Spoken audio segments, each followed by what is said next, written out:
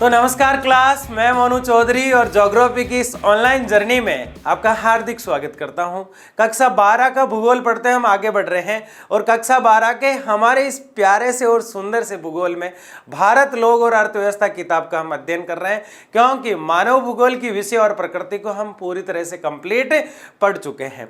और एक एक चीज को आगे पढ़ते हुए और बढ़ते हुए आज जो हमारा चैप्टर शुरू हो रहा है वो हमारा चैप्टर नंबर 3 है और उसका नाम है भू संसाधन तथा कृषि। यानी कि आज हम चैप्टर 3 का आगाज कर चुके हैं और उसमें भूमि जो है, जमीन जो है, स्थल जो है, धरातल जो है, वो किस प्रकार से मानव के काम आ सकता है और वो किस प्रकार से एक संसाधन का जो है रूप लेके बैठा है। यानी भूमि जो है उसके कई रूपों को हम पढ़ते हुए एक बहुत ही महत्वपूर्ण चर्चा हम करने वाले हैं, वो है भारत का एग्रीकल्चर यानी भारतीय कृषि। किसान से एक ट्रू लव है सबको, किसान सबको अच्छा लगता है, लेकिन किसान कोई बनना नहीं चाहता। आज तक मैंने किसी एक बच्चे से नहीं सुना कि मैं इंडियन फार्मर बनना चाहता हूं, मैं एक भारतीय किसान बनना चाहता हूं। ठीक है, आईएएस वाईएएस बनना चाहते हो, ये अच्छी बात है, हम उसकी भी बात करेंगे, लेकिन भारतीय किसानों की तादाद भी तो घट रही है। इसका मतलब ये कतई नहीं है कि आप किसान बनो, लेकिन पार्ट टाइम जो किसानी से जुड़े हुए बच्चे हैं उनको किसानी करनी चाहिए। तो आज कुछ ऐसी ही बातें जो है शुरू होने वाली इस लेक्चर में, और इस लेक्चर में समुद्र की तरह तालाब में जैसे गोते लगाए जाते हैं वैसे गोते लगाएंगे। यानी बहुत बड़ा मजा आने वाला है इस पूरे चैप्टर में, क्योंकि हम जानेंगे कि कपास कैसे होती है, गन्ना जिसको आप चूस चूस के उसके जो है पूरा कचरा कर देते हो वो कैसे पैदा होता है, उसको कितनी बारिश चाहिए। चाय जो होती है सबसे पहले कहाँ से आई, हम कितनी चाय उत्पादित करते हैं, कितनी हम खुद पी जाया करते हैं। कॉफ़ी जो है उसकी भी बात करेंगे और तंबाकू भी बात करेंगे। किसकी बात करेंगे? तंबाकू की भी बात करेंगे। काजू जो है उसकी भी बात करेंगे जो पुर्तगाली लेके आए हैं। साथ में ये भी बात करेंगे कि पुर्तगाली साथ में तंबाकू भी लाए थे। यानी कि ऐसी ढेर सारी चर्चाएं जो है इस चैप्टर में हम करने वाले हैं। तो इस चैप्टर में ऐसा क्या पढ़ने वाले हैं हम, देखिए इस चैप्टर में हम इतना कुछ पढ़ने वाले हैं। यह है हमारा चैप्टर फ्लो। कहां से शुरुआत करेंगे? सबसे पहले हम भू उपयोग वर्गीकरण की बात करेंगे, यानी भूमि जो है उसका वर्गीकरण करके उसका उपयोग कैसे करना है लाडले, ये सब कुछ सीखेंगे। उसके बाद भू उपयोग परिवर्तन, भूमि जो है उसमें बार बार ढेर सारे परिवर्तन होते रहते हैं। कोई भूमि उपजाऊ होती है, कोई भूमि उपजाऊ नहीं होती है। तो ये जो परिवर्तन आते हैं, भूमि जो डगमगा रही है, इस पे हम चर्चा करने वाले। इसके बाद कृषि भू उपयोग, यानी भूमि जो है कौन सी कृषि योग्य है और कौन सी नहीं है। बंजर भूमि भी होती है, प्रतिभूमि भी होती है, निम्न प्रतिभूमि भी होती है। यानी भूमियों के प्रकार तो हम आज ही के लेक्चर में देखने वाले हैं, ठीक है ना। और उसके बाद भारत की फसलें, कपास, रबड़, नारियल आदि लोग ले लेके जो है मंदिरों में भगवान को खुश करते रहते हैं। आज पता चलेगा नारियल की खेती जो है कहाँ होती है और वह नारियल सस्ते मिलते हैं, इसलिए भगवान को खुश करना तो वहां से एक बहुत बड़ा बोरा या ट्रक भरवा लो आप, भगवान आराम से भगवान को सुबह सुबह रोज नारियल सस्ते मिला करते हैं। अभी नहीं बताऊंगा, पढ़ेंगे डिटेल से नारियल को, ठीक है। भारत में कृषि विकास, क्या हमारा देश कृषि प्रधान था शुरू से ही? क्या आज हमारा देश कृषि प्रधान है? ऐसे ही कुछ कृषि से संबंधित हम चर्चाएं करने वाले। भारत की कृषि में समस्याएं बहुत आती है। सबसे बड़ी तो किसान को आलस आ जाता है, वो समस्या नहीं है। भारतीय कृषि की समस्याएं जो है उसमें मिट्टी जो है उपजाऊ नहीं है, उसकी उर्वरक क्षमता जो है वो समाप्त हो रही है। तो कुछ ऐसी बातें हम इस टॉपिक में करने वाले हैं। अभी ज्यादा बता दूंगा तो पढ़ेंगे नहीं, आप कहेंगे चैप्टर फ्लो में ही सब कुछ क्लियर है। अब बाकी के 7, 8, 4, 5 जो भी लेक्चर आने वाले हैं उसको क्या ही देखना है, सब कुछ यहीं समझ में आ गया है ना। तो अशोक देवासी, राधा मंडल, ये तो ऐसे बच्चे हैं जो बस यहीं समझ में आ गया, बस पता है सर यही बताने वाला आ गया ना, ठीक है। कृषि योग्य भूमि का निम्नीकरण, यानी कि जो एग्रीकल्चर की जो जमीन है उसका निम्नीकरण का मतलब है कि वो अब उपजाऊपन जो है वो खत्म होने के साथ अधिकतर वो भूमि जो है आवास में काम आने लग गई, उद्योगों में काम आने लग गई, और वो भूमि का जो लेवल है वो घटने लग गया। भूमि का लेवल जैसे 10 बीघा जमीन थी, 5 बीघा पे भाई बस गए, मकान बना लिया, 5 बीघा जमीन ऐसी ही पड़ी है। तो उस पे ही खेती की जा रही है, जनसंख्या बढ़ी और जमीन घटी है क्योंकि लोग उस पे रहने लग गए, उद्योग लगा ली। तो ऐसे ही कुछ नियमनीकरण की चर्चा भी इस चैप्टर में हम करने वाले। तो इसमें मतलब इसका मतलब यह है कुल मिला के जो चैप्टर है वो मस्त होने वाला है ना। तो पूरे चैप्टर में सारे लेक्चर जो आते हैं उनको मेरे साथ बने रहते हुए बड़े ही मस्त तरीके से, शानदार तरीके से, किसी को बिना कोई डाउट पाले हुए अच्छे से पढ़ना है ना। और बैकलॉग इस चैप्टर का किसी का भी नहीं रहना चाहिए। मैं तो यहां तक कहता हूं कि आप लेटे लेटे पढ़ लो, आप आराम से मोबाइल को चला दो और सुनते रहो बस एयरफोन डाल के, है ना। इतना लोड लेना ही नहीं है। ज्योग्राफी को इतना सिंपल बनाने में लगे हुए हैं हम कि बस यूं चुटकियों में याद होनी चाहिए। हाँ, बताइए मानव भूगोल की मुख्य परिभाषाएं, बताइए मानव भूगोल क्या करता है, बताइए भारत लोक अर्थव्यवस्था में हम क्या पढ़ रहे हैं। तो बहुत आसान आसान चीजें आपको याद होने वाली है। तो देखिए आज के इस लेक्चर में हम क्या पढ़ने वाले हैं। आज के इस लेक्चर में हम भारत की वन स्थिति की रिपोर्ट को देखेंगे कि भारत की जो वनों की रिपोर्ट है वो किस प्रकार महत्वपूर्ण है और किस प्रकार से इतनी उपयुक्त बन जाती है और कितने वन हमारे यहाँ पे हैं, वो बात हम करेंगे। उसके बाद भू उपयोग वर्गीकरण, भूमि के वर्गीकरण की बात करेंगे और भूमि में क्या सुधार हो सकते हैं, उसे तकनीकी के आधार पर क्या सुधार किए जा सकते हैं, ये चर्चा भी हम करेंगे। अब हम शुरू कर देते हैं हमारे इस मजेदार लेक्चर को भारत की वन स्थिति रिपोर्ट के साथ। किसके साथ? भारत की वन स्थिति रिपोर्ट के साथ। 2021 की बात कर रहा हूं मैं लाडले। 2021 की बात जब लाडले हम करते हैं तो 2021 के अनुसार आच्छादित क्षेत्र 8,09,000 वर्ग किलोमीटर है। यानी भारत में 8,09,000 वर्ग किलोमीटर पर वन है। क्या है भाई? वन है भाई, वन। ये देखो हरा भरा सा पूरा क्षेत्र आपको दिखाई देता है, यहाँ वन ही वन दिखाई दे रहे हैं। कितने क्या वन दिखाई दे रहे हैं? लगभग 8,09,000 वर्ग किलोमीटर। 8,9 याद रखना है बस, और कोई लोड ही नहीं लेना है। 8,09,000 ऑटोमेटिक याद हो जाते हैं। देश के कुल भौगोलिक क्षेत्रफल का 24% वन है, यानी 24% जो है भारत में वन है। जबकि भारतीय गवर्नमेंट बेचारी चिल्ला चिल्ला के गला फाड़ चुकी है कि 33% क्षेत्र पर, कितने प्रतिशत क्षेत्र पर? 33% क्षेत्र पर वन होने चाहिए। क्या होने चाहिए? वन होने चाहिए, लेकिन नहीं पहुंच पाए अभी तक। अभी तक तो हम 24 पे ही जो है अगरबत्तियां कर रहे हैं। ये बहुत ही गंदी बात है, इसको सुधारा जाए। प्रत्येक बच्चे को एक पौधा, एक पेड़ लगाना है, ठीक है। 2019 में हुए पिछले आंकलन की तुलना में 2,261 वर्ग किलोमीटर की वृद्धि दर्शाता है। कोई बड़ी बात नहीं है, मतलब एक पूरे साल में 2019 के बजाय 2021 के आंकलन को देखें तो मात्र 2-2.5 हजार का जो मामला है वो वनों का बढ़ रहा है किलोमीटर के हिसाब से। अब कहाँ लाखों की बात में 2,000 प्लस कर रहे हैं, 1-1.5 लाख एक साथ प्लस होने चाहिए जब वन रिपोर्ट सुधरेगी। ठीक है, जो भी है ये हमारे हैं बस, ठीक है। आगे देखिएगा, भू उपयोग वर्गीकरण। भूमि के उपयोग की अगर बात करें तो भू राजस्व विभाग द्वारा भू उपयोग ब्यौरा रखा जाता है। यानी भूमि के बारे में कितनी भूमि कहाँ है, कितने भूमि पर वन है, इसका जो ब्यौरा रखता है वो भू राजस्व विभाग है। कौन है? भू राजस्व विभाग। भू राजस्व विभाग की बात करें तो ये प्रत्येक राज्य में होता है। कहाँ होता है? प्रत्येक राज्य के अंदर होता है, और डिटेल से इसको अभी हम देखने वाले।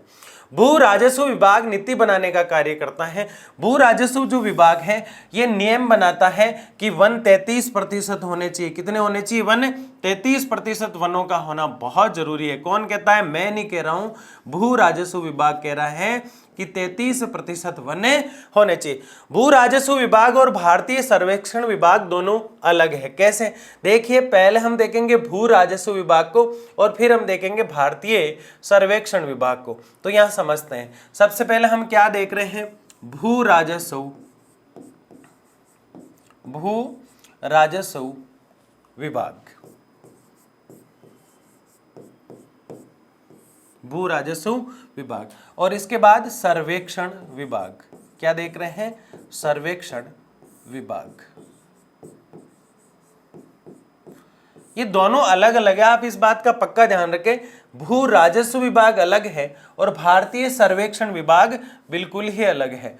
तो ये भारतीय सर्वेक्षण विभाग जो है ये पूरी तरह से अलग है। तो ये मैंने लिख दिया भारतीय सर्वेक्षण विभाग। अब भू राजस्व विभाग क्या करता है और किस प्रकार से काम करता है ये भी हम देखेंगे, और भारतीय सर्वेक्षण विभाग जो है वो किस प्रकार से काम करता है ये भी हम समझने वाले हैं। अब हम अगर भू राजस्व विभाग की बात करें और भू सर्वेक्षण विभाग की बात करें तो सबसे पहले तो इनकी स्थापना का सन ही अलग है। ये जो है लगभग 1853 में, कब की बात बता रहा हूं, 1853 में स्थापित हुआ। इसकी स्थापना कब हुई, 1853 में। यानी भू राजस्व विभाग जो है वो 1853 के आसपास स्थापित हुआ, लेकिन इसकी नींव की अगर बात करें तो 1851 में ही रख दी थी। कब रख दी थी, 1851 में। लेकिन कार्य इसने कब शुरू किया, 1853 में। बात है 4 जनवरी की। बात कब की है, 4 जनवरी की। ये क्या करता है और ये कहाँ है, तो अगर कहाँ की अगर बात करें तो ये मोस्टली कोलकाता जो है वहां से पूरे देश को संचालित करता है।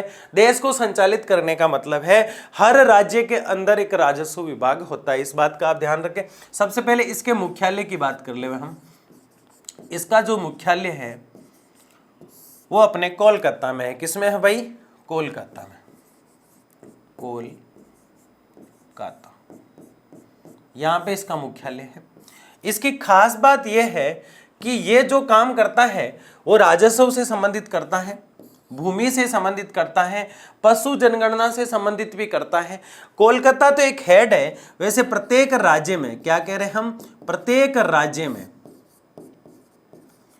एक अपना राजस्व विभाग होता है। जैसे राजस्थान का भी होगा राजस्व विभाग, रेवेन्यू बोर्ड जिसे हम कह सकते हैं। प्रत्येक राज्य एक राजस्व विभाग होता है। तो ये तो कुछ जानकारी हुई राजस्व विभाग की, ये आप समझ गए। ये किसका करेगा, ये सिर्फ काम जो करता है वो आप यहां समझिए कि ये 3 काम मुख्यतः करता है।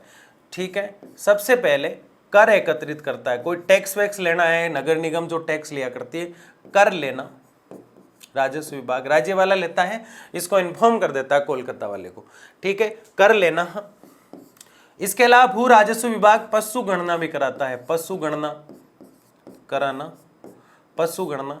और इसके अलावा भूमि जो होती है, जमीन जो होती है, वो उस पर जो है राजस्व की तरफ से उस भूमि पर किस लीज की भूमि देना, एक प्रकार से। जैसे अभी हमने देखा कि कर लेना, तो कर लिया जा रहा है, लेकिन राजस्व द्वारा भूमि को जो है किसी क्षेत्र को ठेके पर भी दिया जाता है। जैसे कुछ गवर्नमेंट के क्षेत्र होते हैं, प्राइवेट कंपनियां उसको ठेके पर ले लेती है, तो भूमि को किराए पर देना, भूमि को किराए पर देना, किराए पर देना। ये जो मैंने आपको चीज बताई है ये पूरी की पूरी किससे संबंधित है, ये पूरी की पूरी ही, ये तो लाइन बहुत गंदी हो गई है ना, इतना गंदा मैं लिखता ही नहीं हूं, ठीक है ना। हाँ ठीक है, अब ठीक है, इसको समझिए। ये बहुत ही महत्वपूर्ण चीज है। भारतीय सर्वेक्षण विभाग, किसकी बात कर रहे हैं हम, अब हम कर रहे हैं भारतीय सर्वेक्षण विभाग की बात कर रहे हैं। ठीक है, भारतीय सर्वेक्षण विभाग जो है 1767 की उपज है। यानी इसकी स्थापना कब है, इसकी स्थापना है 1768 में, 67 में, सॉरी 1767 में इसकी है स्थापना। दूसरा, इसके अगर मुख्यालय की बात करें, मुख्यालय इसका, तो वो है आपके बहुत प्यारा सा शहर है ना, जो उत्तराखंड की वादियों में बसा हुआ है, जिसका नाम है देहरादून। कहाँ है ये, देहरादून। देहरादून कहाँ है आपको पता है, उत्तराखंड में। देखो अब सही चल रहा है ना, उस मार्कर में ही दिक्कत है, मुझे कभी कभी ऐसा लगता है। उत्तराखंड में है, कहाँ पे है। अब एक व्यक्ति हुए जेम्स रेनले, क्या नाम है इनका, जेम्स रेनले, ठीक है ना, ये इसके जनक कहलाते हैं। जेम्स रेनले क्या कहलाते हैं, जनक है। किसके जनक है बताओ, जेम्स रेनले जनक माने जाते हैं। किसके माने जाते हैं, जनक है। ये जो हम पढ़ रहे हैं उसी के जनक माने जाएंगे, भारतीय सर्वेक्षण विभाग के। इसकी और महत्वपूर्ण बात है, इसका जो अध्यक्ष होता है, कौन होता है भाई, इसका अध्यक्ष जो होता है वो आईएएस होता है। कौन होता है भाई, आईएएस। और वर्तमान में है, वर्तमान इसके जो अध्यक्ष हैं, वर्तमान इसके जो अध्यक्ष हैं उनका बहुत ही प्यारा नाम है, और उनका नाम है, यहीं लिख देते हैं हम, क्या दिक्कत है, उनका नाम है सुनील कुमार। ये इसको हैंडल करते हैं। देखो आईएएस की पावर देखो, इसलिए बनो तो कुछ आईएएस वाईएएस बनो, है ना, छोटी चीज को ऐसे नहीं, बनना है तो आईएएस वाईएएस बनना है, ठीक है। तो देखो ये दोनों चीजें हमने समझने का प्रयास किया है। ये जो आपको दिखाई दे रही है, पहले जो चीज मैं आपको दिखा रहा हूं, ये पूरी तरह से, ठीक है सर फिर गड़बड़ है, आप लाइन हमेशा टेढ़ी कर देते हो, ठीक है, गई गायब होगी ना, बिल्कुल होगी। यहां से बनाते हैं, ये लिया अपने ऐसे, अब टेढ़ी होगी तो रहने दो, ठीक है ना। तो ये जो है, ये तो था भू राजस्व विभाग, क्या था, भू राजस्व विभाग, और जिसमें इसकी मुख्यतः जो पूछा जाता है वो है 1851 में इसकी क्या है, स्थापना है इसकी 1851 में। और इसमें पशु गणना, कर लेना, कृषि कार्य को, कृषि जो भूमि है, कृषि को किराए पर देना, भूमि को किराए पर देना एक प्रकार से, और ये प्रत्येक राज्य में होता है, लेकिन इसका मेन ऑफिस जो है वो आपको याद रखना है कलकत्ता में है। ये तो हम समझ गए सर, बहुत आसान है। देखो दिखने में दोनों एक ही लगते हैं, मैं खुद ही पहले एक ही मानता था, लेकिन फर्क है कि वो सर्वे कर रहा है जमीन का, ये जो है जमीन पे वास्तविक काम कर रहा है। दोनों में क्या अंतर आ रहा है, अगर धरातलीय अंतर की बात करें तो भूमि का सर्वे कर रहा है, और आगे जो हम सर्वे पढ़ने वाले हैं कुछ देर में, यानी भूमि को हम 9 भागों में डिवाइड करके पढ़ेंगे, जमीन के हम 9 भाग बनाएंगे। कोई बड़ी बात नहीं है, टेंशन मत लो यार देवासी। जमीन को अगर हम डिवाइड में पढ़ेंगे तो हम ये जानेंगे कि कौन सी जमीन जो है बंजर है, कौन सी जमीन जो है उपजाऊ है, कौन सी जमीन पर 5 साल तक कृषि लगातार की जा सकती है, कौन सी जमीन पर कृषि जो है वो 1 साल से ज्यादा अच्छे से नहीं कर पाते हैं। तो ये सारी चीजें आज हम यूं चुटकियों में पढ़ने वाले हैं। तो पहले तो मुझे ये बताओ, ये समझ में आया कि नहीं आया, कमेंट बॉक्स में तुरंत बता दिया करो, ठीक है ना। हाँ, भू राजस्व विभाग और भारतीय सर्वेक्षण विभाग दोनों हम देख चुके हैं। आगे देखिए, ठीक है। सबसे पहले मैं आपको बता दूं हमने पढ़ा क्या है। हमने भू राजस्व विभाग और भारतीय सर्वेक्षण विभाग अलग है।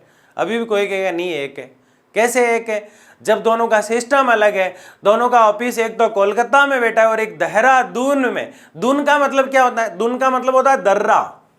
दर्रा क्या होती है, एक तंग घाटी होती है 2 पहाड़ों के बीच में से। तो आप उत्तराखंड जब जाएंगे तो आपको दर्रे ही दर्रे मिलेंगे, इसलिए उसका नाम है देहरादून। उसका नाम क्या है, देहरादून। आप समझ गए इस बात को, छोटी सी बात है। आगे देखो, ये हम पढ़ चुके हैं। हाँ, अब हम पढ़ रहे हैं सर्वेक्षण के आधार पर। हमने एक सर्वे किया, आईएएस करेगा, मैं नहीं करूंगा। सुनील कुमार जी से पहले जो आईएएस आए, उन्होंने सर्वे किया और सर्वे करके ये बताया कि भारत में तो कई तरह की जमीन है, आपको अलग अलग तरह से काम करना पड़ेगा। और पहली जो उन्होंने जमीन बताई है वो है वनों के अधीन क्षेत्र, यानी ऐसा क्षेत्र जो वनों के अधीन आता है। और उन आईएएस महोदय ने इसके 2 पार्ट कर दिए। उन्होंने कहा ये 2 रूपों में देखा जाता है। वन के अधीन जो जमीन है उसको हम 2 रूपों में देखेंगे। कितने रूपों में देखेंगे, 2। एक तो वर्गीकृत वन क्षेत्र, एक तो वो जो हमने छांट दिया कि इतने क्षेत्र में वन होंगे और इतने क्षेत्र में वन नहीं होंगे, एक वनों के अंतर्गत वास्तविक क्षेत्र। एक तो हमने ये कह दिया कि 24% क्षेत्र में वन है, पता चला 1 किलोमीटर तक गए और कहीं छाया ही नहीं मिली बैठने के लिए, है ना। तो वो क्या है, पूरा ही क्या है, वर्गीकृत वन क्षेत्र है। लेकिन एक वो जहां बहुत ज्यादा घने वन है। एक तो जैसे हम जनसंख्या घनत्व पढ़ते हैं, जब क्या पढ़ते हैं कि 1 किलोमीटर में 17 लोग औसत, जैसलमेर का आंकड़ा है हमारे पास। जैसे जैसलमेर की जनसंख्या घनत्व की बात हुई तो 17 लोग, पता चला 3 किलोमीटर में चले एक भी नहीं है, वो तो एक औसत था, वो तो सबको मिलाकर 17 निकाला गया था। तो वो जो औसत वहां निकाल रहे हैं, अगर उसको भी हम पढ़ते तो कहते वर्गीकृत जनसंख्या क्षेत्र, ठीक है ना। वैसे ही अगर वनों का एक एवरेज तो निकाला गया है, लेकिन वह वन कम देखने को मिल रहे हैं, वर्गीकृत वन क्षेत्र होगा। और उसके अंदर एक्चुअल वन अगर मिल रहे हैं तो वनों के अंतर्गत वास्तविक क्षेत्र होगा। भाई मैंने ये कहा वन है, इस पूरे खेत के अंदर वन है, मैं गया बीच में नहीं है, वर्गीकृत वन क्षेत्र। एक जगह ज्यादा है, वर्गीकृत नहीं, वनों के अंतर्गत वास्तविक क्षेत्र। वास्तविक रूप से तो वन उस कोने में ही थे, बाकी तो खेत खाली पड़ा था, लेकिन कहा क्या जाएगा कि उसके खेत में वन है। अब तो समझ गए होंगे। तो यह है वनों के अधीन क्षेत्र, पहला पॉइंट। सर्वेक्षण पढ़ रहे हैं हम भूमि का, ठीक है। हाँ, बंजर व व्यर्थ भूमि, अरे बंजर हो गई फिर क्या, है ना, इसका तो कोई मतलब ही नहीं है ना। व्यर्थ हो चुकी है, बंजर हो चुकी है। लाडले, बंजर का क्या मतलब है कुछ बताओ। बंजर मतलब किसी काम की ही नहीं, बंजर मतलब अब किसी काम की नहीं। तो क्या है ये भूमि, समझो। आप समझ गए होंगे। कुछ चीजें तो बताने के तरीके से, लहजे से ही समझ में आ जाती है। मैं इतनी निर्दयी दृष्टि से देख रहा हूं बंजर भूमि को, इसका मतलब आप समझ रहे हैं कि व्यर्थ है, बकवास है, कोई मतलब नहीं है इस भूमि का। वो कौन सी भूमि है? देखो, वह भूमि जो प्रचलित प्रौद्योगिकी की मदद से कृषि योग्य नहीं बनाई जा सकती है। कितना ही दम लगा लो आप, कितना ही उर्वरक छिड़क दो उसमें, कितना ही पानी डाल दो उसमें, कितने ही वन लगा दो उसमें, भर भर के गाय भैंस का गोबर डाल दो उसमें, वो उपजाऊ नहीं बनेगी तो नहीं बनेगी, उसने ठान रखा है। ऐसे बच्चे नहीं होते सर, कितना ही मार ले, कितने ही चाटे लगा ले, नहीं पढ़ेंगे तो नहीं पढ़ेंगे चाहे कुछ भी हो जाए, है ना। तो वो कौन से? वो बंजर विद्यार्थी है। कौन से विद्यार्थी है? वो व्यर्थ और बंजर विद्यार्थी है। ठीक वैसे ही वो भूमि जो प्रचलित प्रौद्योगिकी की मदद से कृषि योग्य नहीं बनाई जा सकती, वो बिल्कुल बंजर भूमि है। ठीक है, पहले कौन से वनों की बात हम कर रहे थे? दो प्रकार से, एक तो वो पूरे वन, एक जिस क्षेत्र में वास्तव में वन है, दो प्रकार। अब हम बंजर व व्यर्थ भूमि की बात करें तो ये कहां होती है? एक तो पहाड़ी क्षेत्रों में भूभाग, एक मरुस्थल खंड आदि। मरुस्थल, मरु यानी मिट्टी, स्थल यानी मिट्टी का स्थल, सारे मिट्टी के स्थल होते हैं, लेकिन ऐसे स्थल जहां मिट्टी मर चुकी है, जहां की मिट्टी जो है उसके गुण ही खत्म हो गए, वहां सिर्फ बाजरा हो सकता है। क्या हो सकता है? 30 से 50 सेंटीमीटर वाली फसलें यानी बाजरा हो सकता है। वहां खरीफ की फसलें हो सकती है, गरीब की फसल जिसे हम खरीफ की फसल कहते हैं ना, वो फसलें वहां पे हो सकती है। पढ़ेंगे हम रबी की फसल कौन सी होती है, खरीफ की फसल कौन सी होती है, जायद की फसल कौन सी होती है। थोड़ा सा बता दूं मैं आपको, किसी को बताना होता है ना। रबी की फसल में, रवि जो मेरा दोस्त है उसको गेहूं की रोटी बहुत पसंद है, तो गेहूं के साथ वाली रबी की फसलें होगी। खरीफ की फसल के अंदर बाजरा आता है, और बाजरा खाता है गरीब व्यक्ति, ऐसे याद करने के लिए कह रहा हूं, है ना। अमीर भी खाते हैं शौक से, है ना। तो गरीब यानी खरीफ, और खरीफ में आता है बाजरा। और जायद की फसल वो है बेचारी हमेशा पिछड़ी गई, हमेशा जो है बढ़ ही नहीं पाई, जड़ों में ही जान दे देती है। क्या दे देती है? जड़ों में ही जान दे देती है। इसलिए वो जो फसल है जायद की फसल है तरबूज, खरबूज, है ना। तो इनको भी हम डिटेल से पढ़ने वाले हैं, ठीक है ना। तो बंजर, पहाड़ी, मरुस्थल भूमि पर कुछ हो नहीं सकता। खड्डे आदि अयोग्य व्यर्थ भूमि वर्गीकृत किया गया है। ये जो भूमि है अयोग्य व्यर्थ भूमि है, इसको और भागों में हम बांट सकते हैं, लेकिन मुझे ठीक नहीं लगा, बस इतना ही ठीक है। ठीक है, आगे देखिए इसको। गैर कृषि कार्यों में प्रयुक्त भूमि, मतलब ये क्या कह रहा है कि इस संवर्ग में बस्तियां, ग्रामीण व शहरी अवसंरचना, सड़कें, नहरें, उद्योग, दुकानें आदि हेतु भू उपयोग सम्मिलित है। द्वितीय व तृतीय क्रियाकलापों में वृद्धि से संवर्ग के भू उपयोग में वृद्धि होती है। इसको पढ़ने की जरूरत ही नहीं है, ये तो सीधा सीधा खुद ही बता रही है। जितनी भी भूमि आ रही है खुद बता रही है। एक तो वनों के बारे में बता रही है, एक तो वो वन जहां पे वास्तव में वन है, एक वो जगह जहां वन नहीं है। दो प्रकार हो गए। दूसरा बंजर और व्यर्थ भूमि, मरुस्थल की, पहाड़ों की। अब पहाड़ों पे जो मिट्टी है वो तो कंकड़ है वहां पे, हाँ, भोले शंकर के डमरू बज रहे हैं वहां पे, तो वहां कौन सी कृषि करोगे मुझे बताओ। आप कहेंगे नहीं सर, मैं तो एक स्वामी, पूरी तरह से स्वामी भक्त यानी भारतीय भूमि को तो अपना स्वामी मानता हूं, ये हमारी धरती माता है, भारत जो है विश्व गुरु है, मैं तो कृषि करूंगा चाहे मुझे स्थानांतरित कृषि ही करनी पड़े। एक पहाड़ पर कृषि करके वनस्पति को जलाकर राख कर जो कृषि की जाती है वहां पे, यानी वन जो होते हैं उनको जलाकर राख बन जाती है, तो उसको मिट्टी के रूप में काम में लिया जाता है। 6 महीने बाद दूसरे पहाड़ पर चले जाया करते हैं। स्थानांतरित कृषि कई जगह देखने को मिलती है आपको। तो स्थानांतरित कृषि करूंगा सर, मैं करूंगा, तो वो जिद्दी बच्चा है, उसकी बात अलग है, उसका लोड हम क्यों ले, ये कर सकते हैं, ठीक है।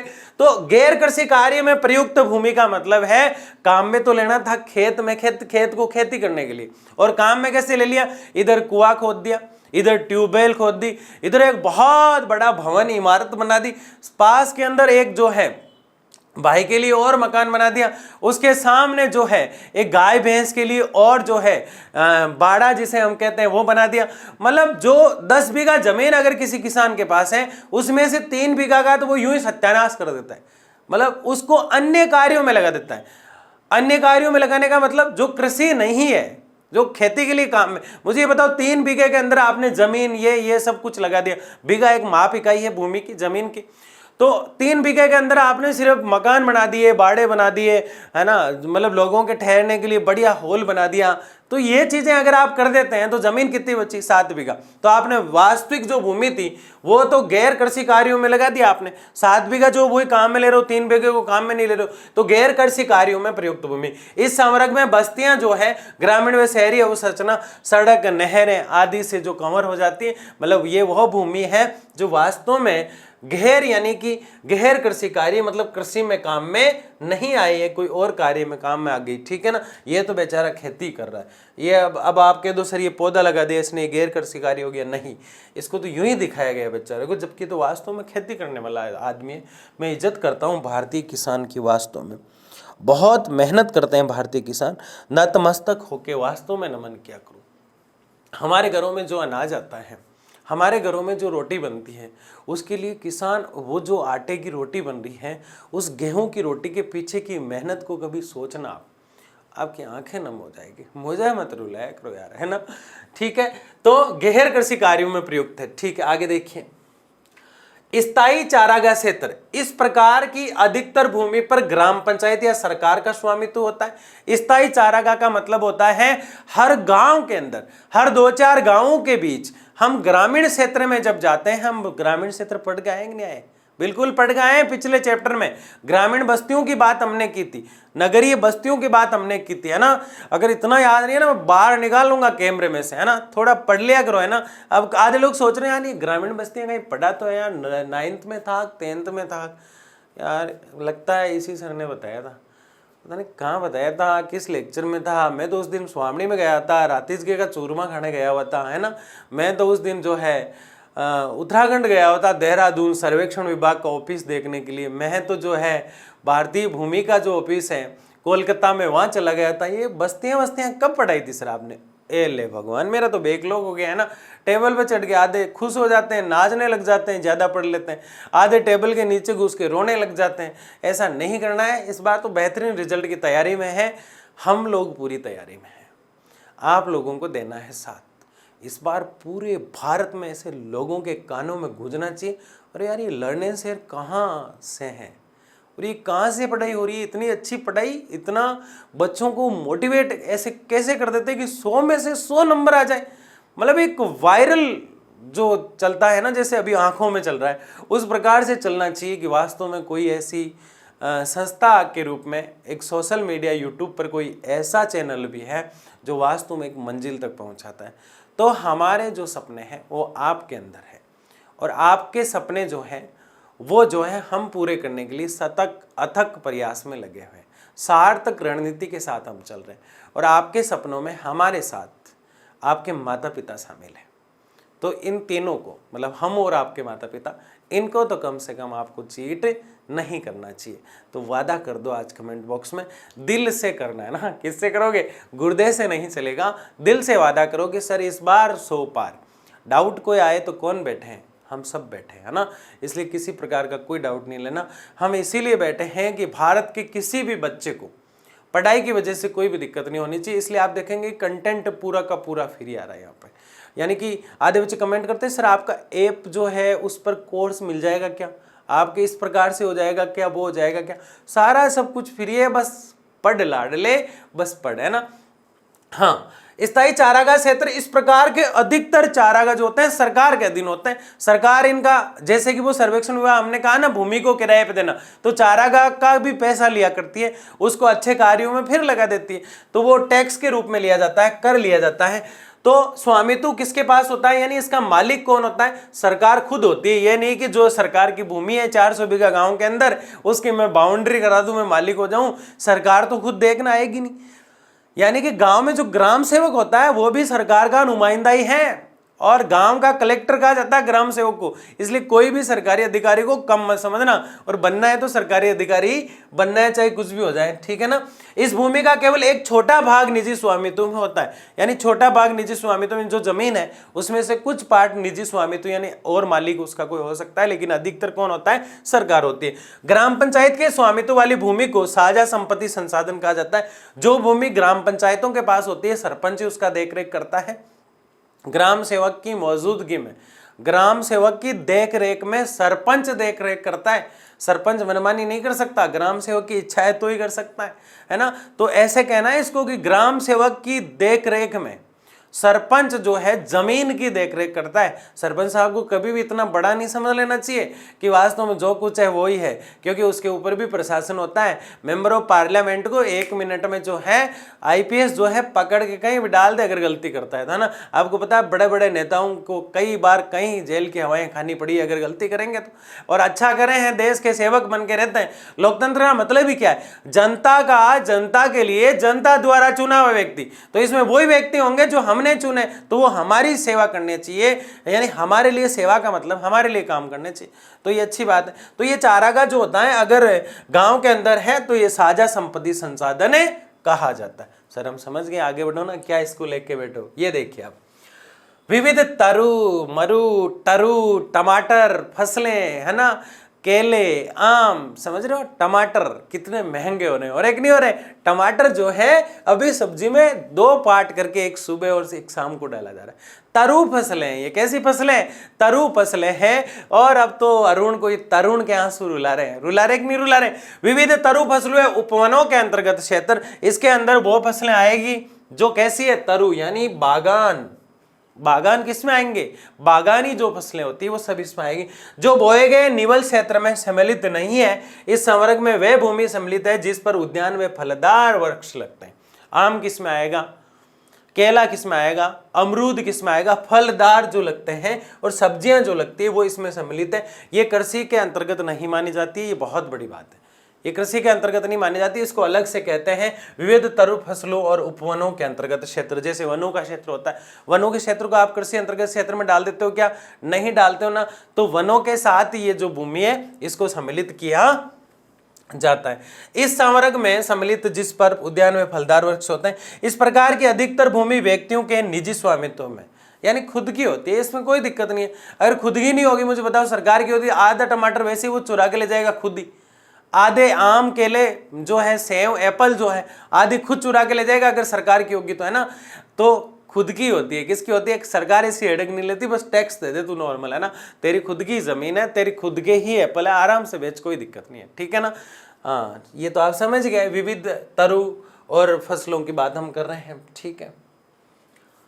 कृषि योग्य वृहत भूमि, वह भूमि जो पिछले 5 वर्षों तक या अधिक समय तक प्रति या कृषि रहित रही है। ध्यान से समझे, एक जमीन ऐसी है जो 5 साल से पड़ी है, उसको हम इस नाम से पुकार रहे हैं। जबकि कुछ देर बाद ही हम देखने वाले कि एक भूमि जो 1 साल के बाद काम आ रही है, फिर 1 साल नहीं आ रही, उसको हम अलग नाम से पुकारेंगे। दोनों में कंपैरिजन भी करेंगे।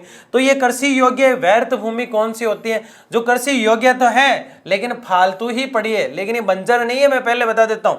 लेकिन क्या है? वह भूमि जो पिछले 5 वर्षों से या अधिक समय तक प्रति या कृषि रहित है, वहां पर कृषि नहीं की गई है। भूमि उदार तकनीकी द्वारा इसे सुधार कर कृषि योग्य बनाया जाता है। ये जो खेत है इसमें आराम से कृषि हो सकती है, इसमें आराम से क्या हो सकती है? कृषि हो सकती है। लेकिन सभी किसान बावड़े हो रखे हैं, इसमें खेती नहीं कर रहे हैं। तो गवर्नमेंट कह रही है कि 5 वर्ष से अगर ज्यादा हो गए या कृषि नहीं हुई है तो इसको, खेत को क्या किया जा सकता है? इस खेत में सुधार किया जा सकता है। क्या किया जा सकता है? इसके अंदर सुधार किया जा सकता है। और जब इसमें सुधार होगा तो इसमें अच्छी फसल होगी। क्या होगी? इसमें अच्छी फसल होगी, ठीक है ना। फिर आपको ट्रेन देखने की जरूरत नहीं है, आप सिर्फ अपनी फसल को देखो, इस ट्रेन को मत देखो। किसको देखो? फसल को देखो, ठीक है। तो ये कौन सी है? कृषि योग्य व्यर्थ भूमि। कृषि योग्य व्यर्थ मान लिया है, लेकिन है कैसी? कृषि के योग्य है।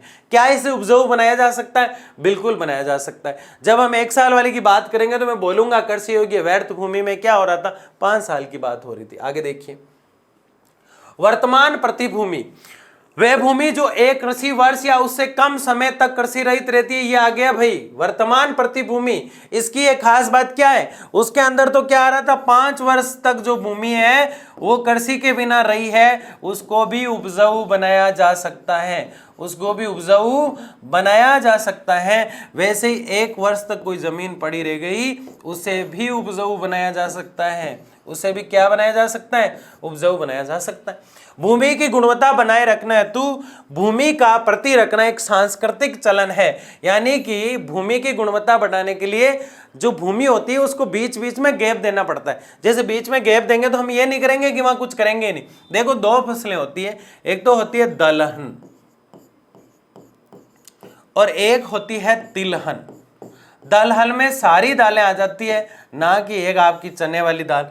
और तिलहन में सारे ही वो फसलें आ जाती है जिनसे तेल निकलता है, ना कि तिल। समझ रहे हो मेरी बात को? सिर्फ तिल नहीं है, तिलहन में सारी तेल वाली फसलें हैं, और दलहन में सिर्फ दाल नहीं है, सारी दाल वाली फसलें हैं। इसका मतलब दलहन और तिलहन जो है, दलहन और तिलहन जो है, वो वास्तव में पूरी तरह से ही भूमि की उपजाऊता को बढ़ाते हैं। इसलिए कोई भी भूमि ऐसी है जो 5 साल तक पड़ी रह जाती है, उस पर फिर कृषि की जाती है, तो लगभग ये तय होता है कि एक बार कृषि होगी, फिर उसको 3-4 साल रखना पड़ेगा। इसलिए वहां पे दलहन और तिलहन की खेती हम कर सकते हैं। इसका मतलब ये नहीं कि उसको खाली छोड़ दे। जैसे 1 साल वाली भूमि है, वर्तमान प्रतिभूमि, अगर वर्तमान प्रतिभूमि हमारे पास पड़ी हुई है तो 1 साल बाद उसको काम में लेना, तो क्या 1 साल उसको यूं ही रखेंगे? 1 साल उसमें कोई ऐसी फसल नहीं करेंगे जिसको ज्यादा भूमि में पोटास, नाइट्रोजन, चूना और फास्फोरस की जरूरत हो। ऐसी कृषि नहीं करेंगे। वहां ऐसी कृषि करेंगे जो वास्तव में जल्दी से हो जाए, और वो है दलहन और तिलहन। समझ रहे हो? जैसे कि हर फसल को नाइट्रोजन चाहिए, हर फसल, अधिकतर फसलों को, क्योंकि नाइट्रोजन में बोरॉन होता है, और बोरॉन जो है पत्तियां और जड़ों को मजबूत करने का कार्य करता है। तो भूमि जो होती है उसी के गुण फसल में आया करते हैं। जैसे कि एप्पल है, जैसे कि किसी पेड़ों पे लगा करती है, कि एप्पल जो है उसमें जो गुण है वो वहां की जो जमीन में गुण है उसके गुण पाए जाते हैं। उसकी क्षमता से भी किसी भी फल की जो वैल्यू है, विटामिन जो है, वो इस प्रकार डेवलप होते हैं। तो कृषि रहित नहीं है। भूमि की गुणवत्ता बनाए रखना, तो भूमि का प्रति रखना एक सांस्कृतिक प्रति, मतलब 1 साल के लिए हमने भूमि को रोका था या होल्ड किया था, लेकिन पूरी तरह से खाली नहीं छोड़ा दलहन और तिलहन की खेती की। इस विधि से भूमि की क्षीण उर्वरकता या पौष्टिकता प्राकृतिक रूप से वापस आ जाती है। 1 साल के अंदर आपने उसको थोड़ा ढीला छोड़ दिया तो उसमें पुनः ताकत आ जाती है, उनमें पुनः जोश आ जाता है। जैसे मार साहब होते हैं ना, 3 साल के, मतलब 3 साल नहीं छोड़ना यार उसको ना, 3 महीने की जब गर्मियों की छुट्टी होते हैं, जब स्कूल लौटते हैं वापस, तो इतना तो मोटे होके आ जाते हैं, इतना सारा पेट निकल जाया करते हैं, और जो है गब्बर की तरह एंट्री करते हैं। वास्तव में एकदम से रेस्ट करके आए, जोश और जुनून के साथ पढ़ाते हैं। 3-4 महीने तक बहुत अच्छा पढ़ाते हैं, फिर भी बहुत अच्छा पढ़ाते हैं, है ना, ऐसी बात नहीं है। तो मैं कह रहा हूं कि एक रेस्ट दिया गया है यहाँ पे, ठीक है ना। जैसे सेना को रेस्ट दिया जाता है, सेना को तो पता ही नहीं चलता उनको रेस्ट कब दिया गया था, ठीक है ना। आगे देखिए, पुरातन प्रतिभूमि, यह भी बहुत अच्छी है। यह भी कृषि योग्य भूमि है जो 1 वर्ष से अधिक लेकिन 5 वर्ष से कम समय तक। एक तो वो थी जो 1 साल तक ही रखा गया था, एक वो जो ज्यादा से ज्यादा 5 साल से ऊपर, एक साल से लेकर 5 साल का जो कैटेगरी है उसको हम अब देख रहे हैं। यानी एक ऐसी भूमि जो 1 साल तो आपको रखना ही है, 1 से लेकर आप ज्यादा रख देते हैं, 1 से 5 वर्ष के लिए आप रख देते हैं, तब ये भूमि कौन सी है? पुरातन। जब ये कौन सी है? पुरातन प्रति भूमि। यानी फिर आप काम में ले लेंगे इसको, लगभग 2 या 3 साल रखना पड़ता है, इसको हम ऐसे कह सकते हैं, यह है पुरातन प्रतिभूमि। समझ गए सर? ठीक है। अब इससे पहले क्या थी देखिए आप, मैं आपको फिर से समझा देता हूं। पुरातन प्रतिभूमि तो वो है जो 1 से 5 साल के बीच खाली रखा गया है, ठीक है। इससे पहले थी वर्तमान प्रतिभूमि, और वर्तमान जो प्रतिभूमि है इसको हम सिर्फ 1 साल के लिए रख रहे थे। कितने साल के लिए? 1 वर्ष के लिए। वर्तमान प्रतिभूमि। आप देखेंगे यहां एक चीज मिलेगी आपको, लॉजिक, 1 वर्ष। ये पक्का जो है कंपैरिजन कर लेना। आपको सबसे ये सारणी है आपकी किताब को, जैसे खोलोगे एक बड़ा सा कॉलम दे रखा है, फिर आधा पार्ट उसका अगले पेज में दे रखा है, उसको आप देखेंगे, आप सोचेंगे यार ये क्या है, आधे नाम इंग्लिश में दिख रहे हैं, आधे हिंदी में दिख रहे हैं। उसी को बहुत ही सिंपल तरीके से समझाने का प्रयास कर रहा हूँ, और जो सबसे ज्यादा कंफ्यूज कर रहे हैं उन तीनों को एक साथ लाने का प्रयास है मेरा। इसमें एक पहला ये है हमारा, मतलब ये दूसरा था वैसे क्रम से, लेकिन क्रम से याद रखने की जरूरत नहीं है, इसको पहला कह दो, आप इसको दूसरा कह दो। देखो ये तो है प्रतिभूमि जो वर्तमान में, मतलब 1 साल, वर्तमान को 1 साल जो है कम समय को दिखा रहा है इसलिए वर्तमान कह दिया। इससे भी थोड़ी पुरानी होगी तो 1 से 5 तक होगी। एक भूमि जो वो 5 वर्ष से अधिक उसको रखना पड़ रहा है। कितने वर्ष से? 5 वर्ष से अधिक रखना पड़ रहा है। बताओ उसे क्या कह रहे थे? ये देखो, ये पुरातन भूमि कितने साल तक ऐसी कृषि योग्य है जिसको हम अभी देख ही रहे हैं। उसके अलावा वर्तमान प्रति ये रही, और ये जो उपजाऊ वाली थी इससे पहले कृषि योग्य व्यर्थ भूमि। कौन सी? कृषि योग्य व्यर्थ भूमि। कृषि योग्य व्यर्थ ना भूमि। ठीक है, एक इसको हटा देता हूँ मैं यहाँ से, ये वाला, ठीक है। अब आप समझ गए, कृषि योग्य व्यर्थ भूमि। तो ये डिवाइडेशन जो है हमें पक्का याद रखना है, ठीक है। ये हो गया हमारा तीसरा। सर ऐसे कैसे लिख रहे हो, कभी तो 1 बता रहे हो, कभी 2 बता रहे हो, तो ये लो साहब, मैं इसको कर्म से कर देता हूँ, चिंता नहीं करना किसी बात की, है ना। जब मैं आपके साथ हूँ तो फिर क्या दिक्कत है। ये लो साहब, ये तीनों को मैं एक साथ लेके आ गया। अब आपको समझ में आ जाना चाहिए। कृषि योग्य वृहत भूमि की अगर बात करूं तो 5 साल भूमि को पड़ा रखना है। पुरातन प्रति भूमि की बात करूं तो 1 से लेके 5 तक उसको ऐसे ही रखना है। और वर्तमान प्रति की बात करूं तो 1 साल, वर्तमान 1 साल, वर्तमान वाले से थोड़ा पुराना मतलब पुरातन 1 से 5 साल, और कृषि योग्य वृहत जो पड़ी थी काफी समय से 5 वर्ष। समझ गए। और एक तो बंजर थी शुरू वाली, उसका तो करना है क्या, वो तो पड़ी है 20 साल से पड़ी है, अब उसको बंजर नहीं बनाया जा सकता। तो ये 3 पार्ट हमने देखे यहाँ पे। और अब हम देख रहे हैं निवल बोया गया क्षेत्र। वह भूमि जिस पर फसलें उगाई व काटी जाती है वह निवल बोया गया क्षेत्र कहलाता है। जिस पर फसल उगाई जाती है और काटी जाती है वो निवल बोया गया क्षेत्र है। यानी कि जहां फसलें हो रही है तो काटी जा रही है तो फसल का उत्पादन हो रहा है, वही निवल बोया गया क्षेत्र है। जहां पे फसल को बोया गया है वो शुद्ध क्षेत्र, मतलब एक खेत के अंदर मान लो 20 बीघा खेत है, 3 बीघे के अंदर हमेशा बोया जाता है, वहां से फसल होती भी है, उत्पादन भी होता है, बोया भी जाता है, तो वो शुद्ध बोया गया क्षेत्र है। निवल का मतलब यहाँ पे है शुद्ध। निवल का मतलब यहाँ क्या है, शुद्ध क्षेत्र। किसका, शुद्ध क्षेत्र या शुद्ध कृषि क्षेत्र, बस ये याद रखें आप। तो ये आप समझ गए बहुत अच्छे से। अब तक जो हमने चीजें देखी हैं वो सारी कृषि के प्रकार में भूमि जो है उसके प्रकार की बात हमने की है, ठीक है। 2 हमने जो है सर्वेक्षण और भू विज्ञान का जो सेंटर है कोलकाता और देहरादून वाला, उनको समझने के बाद जमीन के जो काफी डिवाइडेशन हमने किए वो आपको अच्छे से उम्मीद है कि समझ में आ गए होंगे।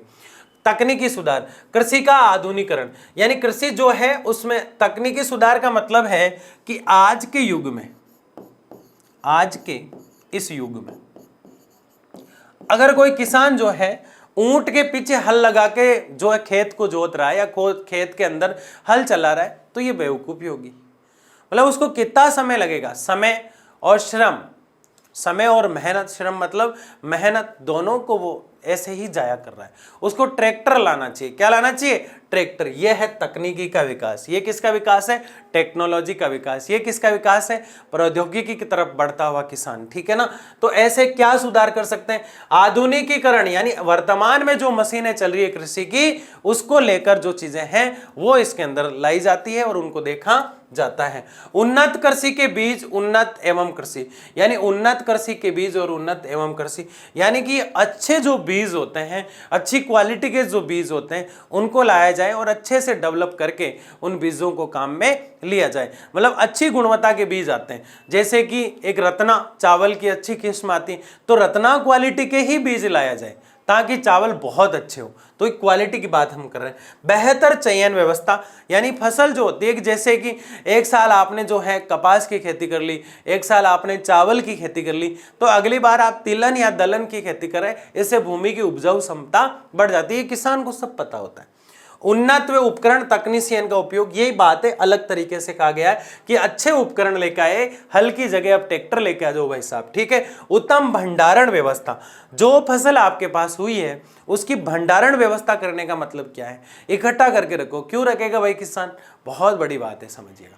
अगर भंडारण करके रखते हैं तो कभी कभी किसी फसल के आने वाले समय में अच्छे भाव लग जाया करते हैं।